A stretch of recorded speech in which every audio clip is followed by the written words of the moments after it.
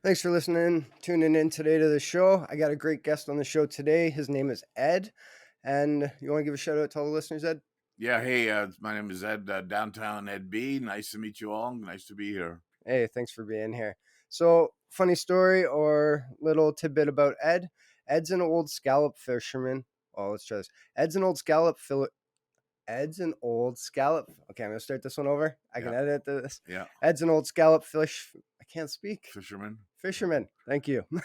From New Brunswick, and he put himself through school working on the boats. Well, I'm gonna try that one more time. Okay. All right. So, welcome to the show. Want to start this one over? Sure. All right, last try. Yeah. I can edit this one out. I can't spit it out. Yeah, it's all good. Good thing for the edit button, eh? Yeah, thank God, eh? Welcome to the show, Ed. Do you want to give a shout out to all the listeners? Yeah, hi, my name is Ed B, and I just want to say hello to everybody and glad you're tuning in today. Thanks for being here, Ed. So a little tidbit about Ed, funny fact is that Ed used to be a scallop fisherman back in New Brunswick. He put himself through school while working on the boats. And how long ago was this? That would have been in the early 80s. Oh, so a whole different time era, eh? Different era, yeah. Nice. So I'd like to get the show started off with what's one thing you're grateful for and why? I'm grateful for my relationship with my kids, which when I was using drugs, it was not the way it is today, but today it's really, really solid. And I got a great relationship with my 4 kids and my 4 grandchildren. Nice. I bet you that's a blessing. That's a gift of recovery. Yeah, it sure is, yeah. Cool. So I'd like to start off here. You want to share with the listeners what your family upbringing was like, household you lived in? Yeah, it was a very religious household. I have a brother that was a preacher, a sister that was married to a preacher for a while. We didn't go to dances. We didn't go to theaters and things like that. But it was a good household. My dad was a fisherman, solid upbringing. But my brother Doug died in 1975. He drowned, and my parents kind of lost the ability to they didn't lose the ability to parent, but they were a little bit lost after that happened. And my sisters and I were raised a little bit different than the 4 brothers were prior to that. No, I could see that. Yeah. Like it would totally change the dynamic of the whole house. Exactly what it did. It changed the dynamic. Yeah. Was alcohol or drugs ever in the family at all? No, my dad stopped drinking when my mom got pregnant with my first brother. And so there was never alcohol or drugs in the family whatsoever. That's a bonus. That's good. Yeah. What was your first experience with drinking or drugs then? My first experience with drinking is I was in a field behind a restaurant with my friend Rodney, and I had a drink of Molson beer, and I did not like it whatsoever. It was warm and it was disgusting, and but it wasn't long before I was drinking regularly. It got me because I did like the feeling that it gave me. How old were you? I was 14 at the time. Okay. So did you find what was it like after that? How did you do it regularly after, or? Yeah, I started doing smoking drugs and drinking quite regularly, almost immediately. I found that I liked the way it felt, and I liked the way that I fit in. I always felt that I didn't fit in when I was growing up till I was like 14. And then all of a sudden I fit in with the crowd that I was using with. And, most everybody in my class used drugs, smoke pot or whatever. It was all very, very innocent at the time. And yeah, I just kind of liked the way it went from that point on. And yeah. Makes sense to me. I think we all did. Yeah, yeah, yeah, We exactly. can all relate to that one, Right, right? right. What was the progression like? When did you graduate school? Yeah, I graduated from high school, and I went to university. I got into heavy drugs early. Probably by the time I was 15, I got into drugs like acid, mescaline, all the hallucinogenic drugs at the time. I went to university, and I actually failed from university after my second year. I got into a lot of magic mushrooms and things like that. Ran out of money within 2 months of it was what by the end of October I was out of money. I was failing. I was cold. I was doing drugs, and I was in a desperate time. And I should have quit then, but I didn't. I got off drugs, but I continued to drink, and I drank for 40 years until I discovered other drugs. Okay. Um, did you notice, like, you obviously knew that the drugs were a problem at your life in that time. That's why you quit. Right. Yeah, no, I went to I was actually for my 20th birthday, I went to class, went to an economics class, and the professor said, "Okay, everybody pass in your midterm paper." And I didn't even know there was a midterm paper due because I hadn't been to class in 6 weeks. And so I went up to the guy and I said, "Look, I've got a bit of a drug problem. I've got a bit of a money problem. I've got a few problems that I'm having trouble dealing with." And he gave me an extension for a month to work on the paper because he had obviously had a big heart. So I knew then that I had a problem. And I knew then that I had to do something about it, which I did. And I got off the hard drugs at that particular point. Was that hard? How'd you do that? At that time, it wasn't hard because I'd only been doing it for a couple of years, and I don't think that those particular drugs I was doing were that addictive. And I continued to drink. Mhm. That would have been very hard to get off if I quit drinking, but I did. I did not quit drinking at that point in my life. So walk us through, kind of take us through a little bit of life there from school to, I don't know, how things progressed, maybe some troubles that the drinking got you into before you started the drugs. Yeah, right. So I moved out to Alberta in 1989, and I met a woman, and she got pregnant, and we had a family. She already had two girls, Tara and Echo, and we had Cody and Jonathan. And life was good. Life was really good, except for I drank too much, And so if we ever had any arguments, it was primarily based on something silly that I had done drinking. Um, in my career, I sold IT to the public and private enterprise, and in my career, I was that guy that was always too drunk at events, whether it was a corporate event, whether it was a taking clients out, whether it was golfing or hockey games or whatever. I was always that guy who just who couldn't stop. And I made some really stupid decisions and made some stupid mistakes over those 40 years. But I was really good at what I did, so I managed to maintain my job for 20 years. Now, what happened to me was in 2012, I ended up in the U of A psych ward and then the Alberta Hospital psych ward. And they told me at Alberta Hospital Psych Ward that a large part of my problem was that I drank heavily for 40 years. Then I was knocking on the door of Korsakoff syndrome, Okay. which is the same as wet brain. And that if I didn't quit drinking, then I would, pretty good chance that I would end up with Korsakoff's. It's scary what alcohol can actually do, eh? It's Like, really scary what alcohol can actually do. The legal one and what mhm. it can really do to us. Yeah, Yeah. exactly. Did you ever try quitting drinking over the course of that years No, after? no. Never. I always thought many times that I needed to, but I never tried.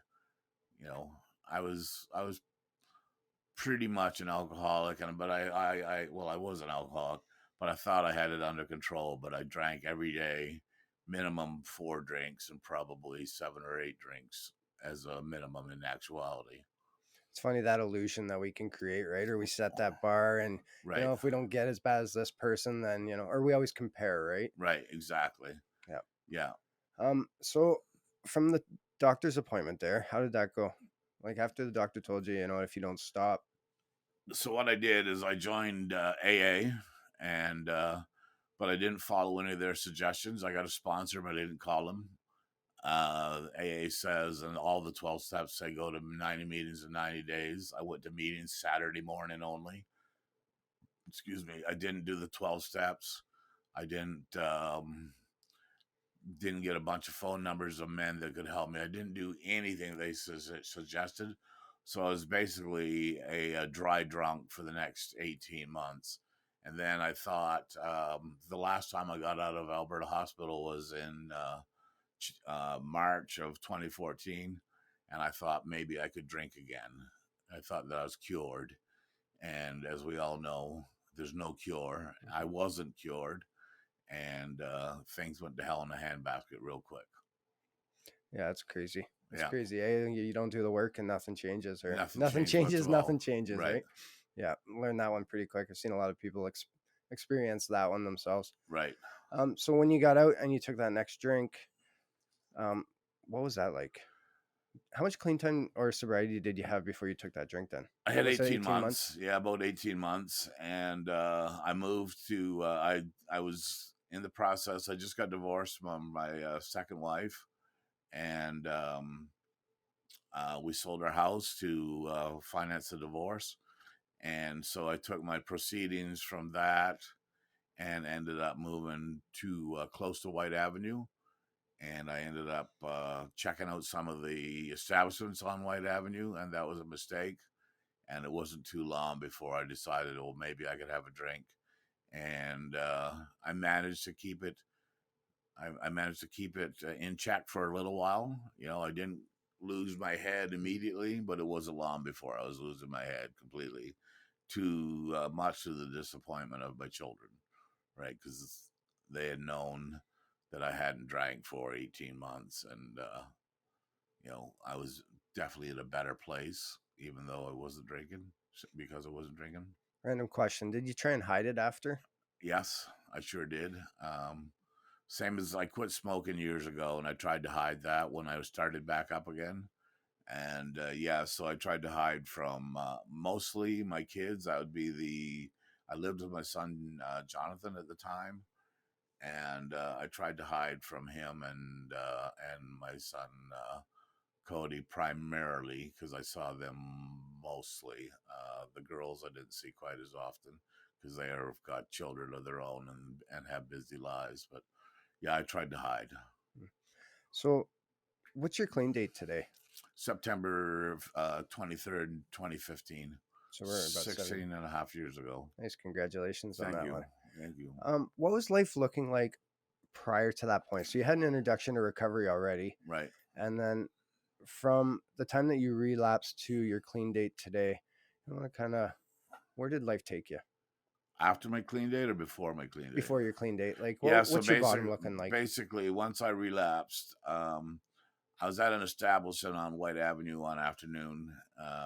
They had a bit of a jam, and I was there with my son Cody, and I met this woman, and I was quite interested in her. And Cody came up to me and he said, "Dad, she's trouble. Stay away from her." And I said, "Cody, you don't know what you're talking about." Apparently, he did know what he was talking about. Before the day was over, we ended up at a nice restaurant, drinking wine, having steak. And then she took me to a party, and I thought this was going to be a regular party where there'd be beer, or scotch, or whatever, the things that I normally drank. And it turned out there was no alcohol, and it was her and about 5 guys. And they were smoking a substance that I had never that I always swore that I wouldn't smoke. And by the time at the end of the night, I was smoking it, and I was hooked immediately. Um, and I spent the next 18 months to 2 years doing very little other than pursuing that particular drug.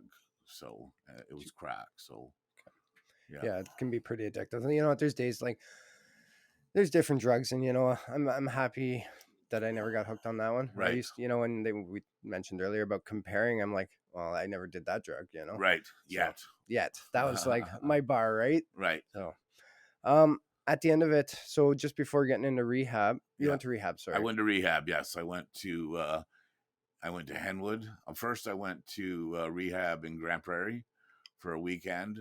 That helped me get off of the drugs, but I continued to drink. And then when I quit drinking, was 5 days before I went to Henwood. And at Henwood, they have this requirement that you're sober 5 days before you go. And I went in and I told them that I'm not here to quit drinking. I'm here to get off crack only. Mhm. And um,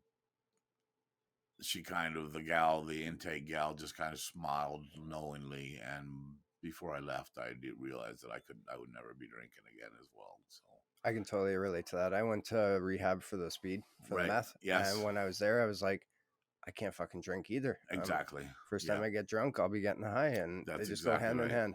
Yeah. What'd your life look like? Did you go? So I'm gonna back it up just 1 second. Okay. What was your bottom before you checked yourself into rehab there? And did you go willingly yourself, or did someone convince you to go?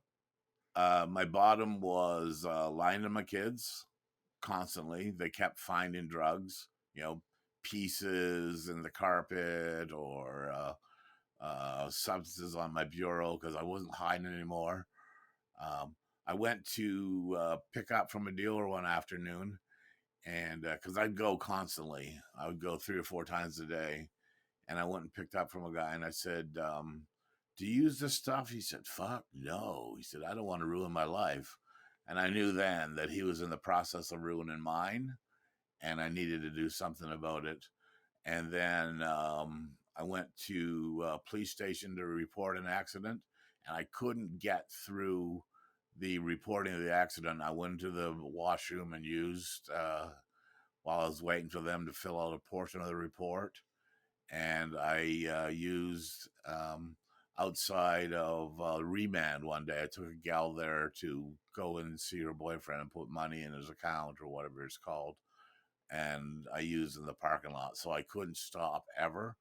And when I realized that, I knew I had to quit. So I booked a flight to New Brunswick and flew to my brothers in Fredericton with my son Jonathan and uh, detoxed there. Now, in answer to your question about whether there was intervention, there was plenty of them. When I was in New Brunswick, I drank heavily for the 10 days I was there, but my siblings and my kids were pretty much doing interventions the entire time. And when I got back, my oldest daughter Tara had found um, information on Henwood and our house and a few other things, and the kids had laid a path for me to uh, the road to recovery, with a bit of an ultimatum, that if I wanted to see my grandkids, drug addicts in active addiction are not going to see the babies. I won't be holding any grandkids. I won't be doing anything. So, you know, they say get clean for ourselves, but I got clean for my kids as well. And I'm really glad I did. Well, let's give a shout out to your kids for doing Yeah, that. right on. Really, I love them very dearly. I'm a very proud dad. Awesome. Yeah, What was like? What was What was your rehab stay like? I want to talk about the first year, and I want to get into kind of right. recovery here and start. Okay, rehab was scary at Henwood. I found Henwood to be very, very scary. But I found that, you know, at Henwood, I don't know if you were there, but every day you learn something new, whether it's on relationships or on self-esteem, addiction as a disease, drugs and dependency, things like that, right? Codependency. And I realized that during every module, I really needed I was really fucked up, and I really needed a lot of help on all of them. So while I was there, one of the counselors came up with a few places that I might want to stay. And while I was there, my daughter Tara was also looking at places that I might want to go forward. And I moved into our house for a year because I really realized that I really had screwed up my life terribly, and I needed a lot of guidance. And our house looked like it had the guidance that I needed, and I moved in there. And it was really difficult. The best part, they say, is living with 60 men, and the worst part is living with 60 men. But I managed to graduate from that program and managed to come out of there with the help of the peer support programs that I belong to, and have the foundation that I need to um, stay clean 6.5 years later, right? Nice, nice. Yeah, we're gonna touch on all those gifts of recovery and Okay, yeah, yeah, how you stay sober and why right, life's amazing today and why you right, continue to stay sober. right. What were some goals you set that first year? Uh, Stay out of relationships, Good one. to become the dad that I knew I could be, become the granddad that I knew I could be, to get that solid foundation that I knew I needed to completely changed my life from where I was as a using addict, knowing that I would, I'd still be an addict, but I can be an addict in recovery. Um, I didn't set any grandiose goals about getting my house back or getting a job back or anything like that. I kept my goals very, very simple, and was able to attain them all. But as far as saying, I'm going to go buy a big house, or I'm going to get my car or whatever, I didn't care about any of that. No material things whatsoever. I just kept it in small relative terms. Cool. When you hit that 1 year mark of getting out of treatment, Hmm. were you nervous to get back into the real world? And what did you do when you first got out? I was a little nervous. Not too bad though, because when I was in treatment, I had a car. So unlike a lot of people that don't have cars and they're stuck in that one particular spot, I was able to leave on a daily basis and get into meetings and that sort of thing. So I was able to reintegrate myself back into the society before I left. But leaving the place for sure, I was quite nervous, and I ended up just renting a room. And another fellow that had graduated with me from our house rented the room beside me, and so we stayed on the West End, and we were able to, slowly reintegrate ourselves into society. And then within 6 months, myself and him and another fellow from recovery rented a 3 bedroom furnished apartment, Yeah. and were able to get back into recovery that way. But excuse me, for me, the key was that I had my car, so I was able to do a lot of recovery prior to that. Yeah. So one thing I've learned and share this with you guys is if you're in treatment and you're listening to this, first step right away, get to a meeting as soon as you get out. Get to a meeting and stay connected for sure. 100%. Yeah. Like Yeah, that was one thing that as soon as I got out of rehab, very next day I was in a meeting, getting connected and, yeah, you know, building that foundation up in my life and that support and right, needing to do that in order to like build a life up. right. Um, what was how'd you deal with triggers that first year? Um, there were a lot of triggers. You're right. Because I used everywhere in the city. Like I wandered around. I used in back alleys. I used in people's neighborhoods. I pulled off to the side of the road in nice neighborhoods. I pulled off the side of the roads in bad neighborhoods. I pulled off restaurants, washrooms, like wherever I was, I used. So everywhere I went, I had triggers, but I just built new memories, and you can't hide. I couldn't hide from all the places that I use. So I didn't continue to go to pubs or bars and things like that, but I certainly ended up in some of the places that I used in, and I just built new memories. And I reached out to my sponsor and my supports. I've got a lot of guys that I have in recovery and a few gals that are close, but mostly men. And I reached out to them on a regular basis. And whenever I got triggered, I could get through whatever. There's nothing that can be thrown at me today that I can't get through clean. That's awesome. Yeah, Isn't that a freedom all in its it own? really is Like, quite freeing. Yeah. yeah, that's amazing. That's that's awesome. Um, do you have a bucket list? No, not really. But I just bought a new house. I'm taking possession on April 15th. And I was on a debt management plan for 4.5 years. Like, I ended up owing Revenue Canada over $50,000, and I owed credit card and bank over $100,000, and I've repaid all of that in my time in recovery. And now I've been given the opportunity to buy a house, and I bought a house, and I've got a fellow from who's also in recovery moving into the basement with me, and life is beckoning. And besides that, the bucket list, my mom's in her 80s. I like going home to see her, so I try to go to New Brunswick once or twice a year. I like to go to a warm summer, sunny climate as often as possible.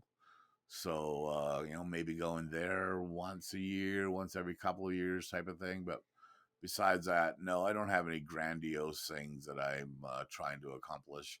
I'm quite a simple person, and have simple needs, and that way I'm able to attain those needs fairly simply. So, When you don't have to set the bar so high, right? It's easy. And gratitude. Then tell me about gratitude. what am I grateful for? Well, and just how do you incorporate that into your life today? Because I can hear it, like when you say you're a Yeah, simple yeah. guy. Grateful people are happy. Yeah, grateful people are happy. I remember one day I was walking around Lake Beaumaris, and I was feeling really, really, really blue and sad. And I called a buddy of mine. I sat on a park bench, and he said, "What's going on?" And I said, I'm not feeling very good. It's a blasé kind of day." And he said, "What does your higher power say about that?" And I realized that I hadn't contacted my higher power in a day or two. So I prayed sitting there, and then I thought up of some things that I'm grateful for. And before I got off that park bench, I was feeling better again. So, and when I talked to my sponsor, and I talk to my sponsor every day, still to this day, 6.5 years later, uh, we often talk about gratitude. And there's often times that he'll tell me to either write a list or think of some things that I'm grateful for that have helped me get through the days. And there's a lot that I'm grateful for. I'm just largely, I'm a grateful man. I can tell. I can tell. Yeah. You got this exuberance of you know, people are happy to be around you, right? You carry this enlightenment with you, Thank like, you. Yes, I do my best to give back, and I do my best to you know I'm so grateful to be clean. I'm so grateful for the second chance that I've been given. And yeah, I like to show it. I like to give back, and I like to be a functioning part of society today. I agree. Me too. Yeah, right on. Me too. Are you spontaneous at all? I'm too spontaneous, and it's something that I'm working on. Like, if I'm car shopping, I'll buy a car that day. If I'm clothes shopping, I'll buy clothes right then and there. If I'm house shopping, like, I was looking for a condo, and I didn't ended up buying a condo. But once I decided that I was going to buy a house instead of a condo, I had one within a couple of days. It's almost a defect of mine to be spontaneous. And I'm kind of spontaneous, obsessive. Right. Pardon me, obsessive. Where all of a sudden I put the blinders on, Mm. and I want it. I'm gonna get it, right. Yeah, And right. everything else just kind of doesn't even matter. It gets put on the back burner. Like this podcast, for example, Right. middle of January, all of a sudden I had this epiphany or this moment of clarity. I'm like, I'm doing this. Right. And then her just obsessive. I call it down Exactly. the obsessive rabbit hole, right? Next thing you know, you've got yourself a successful podcast. That's the goal. Carry a Yeah. message, right? Right on. And that's the plan, right? Um, what makes you smile today?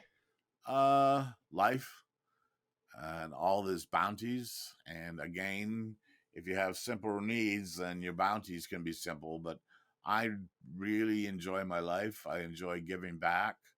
I'm a volunteer at Beyond Food, which is part of the food bank. And so I really enjoy giving back to society. I really enjoy spending time with my kids.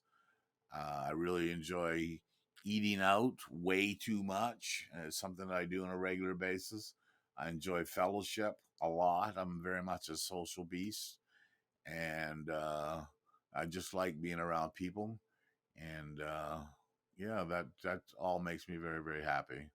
I'm gonna ask you a couple more questions here. Okay, What are some of your favorite quotes? what are some of my favorite quotes? Uh, my son Cody's got it tattooed on his arm. Well, what doesn't kill me makes me stronger. And uh,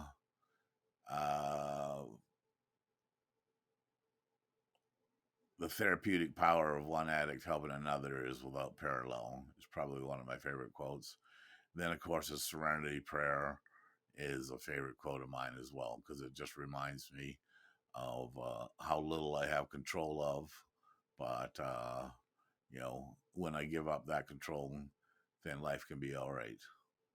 Yeah, I love the Serenity Prayer. I never heard it until I actually got into treatment, and when Right. you actually dissect it, that's the meat and potatoes of life. It really is. Yeah, Like, it really that's is. the key to life and Right. like Right. living a life of peacefulness, right? Right. Exactly.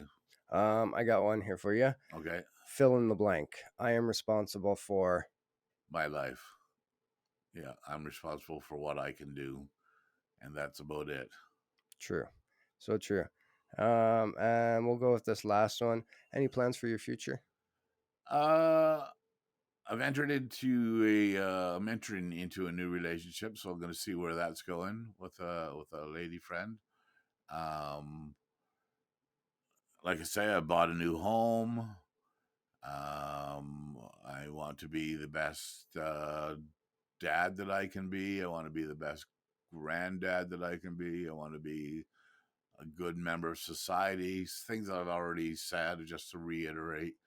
I just want to be a productive, honorable member of society and do what I can to help others. So that type of thing. Awesome. That makes me smile. Right on. So I think, what are we at? 33 minutes. What's something you want to leave the listeners? I think we're going to wrap this up right now. Okay. What's something you'd like to leave the listeners?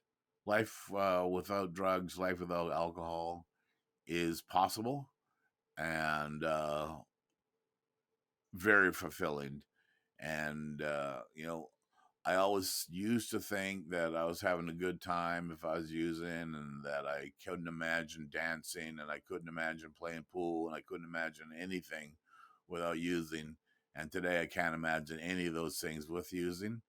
And, life is just so fulfilling on this side of recovery, and it's so fulfilling and so rewarding. And, I don't wake up hungover ever. I don't wake up dope sick ever. I wake up with a smile on my face, knowing that I've got through the last 24 hours clean and sober, and I can get through the next 24 hours clean and sober. And I'm really happy about that. Awesome. Well, thank you for sharing that with you. And I think that pretty much wraps it up. I just Okay. want to say thank you so much for taking the time to spend with us and share your truth with us. Okay. And I want to say thank you to all the listeners for listening to this. And you want to say good night to everybody, or Yeah, good night all, and thank you all for tuning in. And it was really great, Matt, for you giving me the opportunity to participate in this. And I want to wish you all the best in your endeavor. Awesome. Thank you. Thank you. And for the rest of you, I just want to leave you with this, like I do every other episode. Make lots of memories, take lots of pics, and show the world your smile. Have a good night.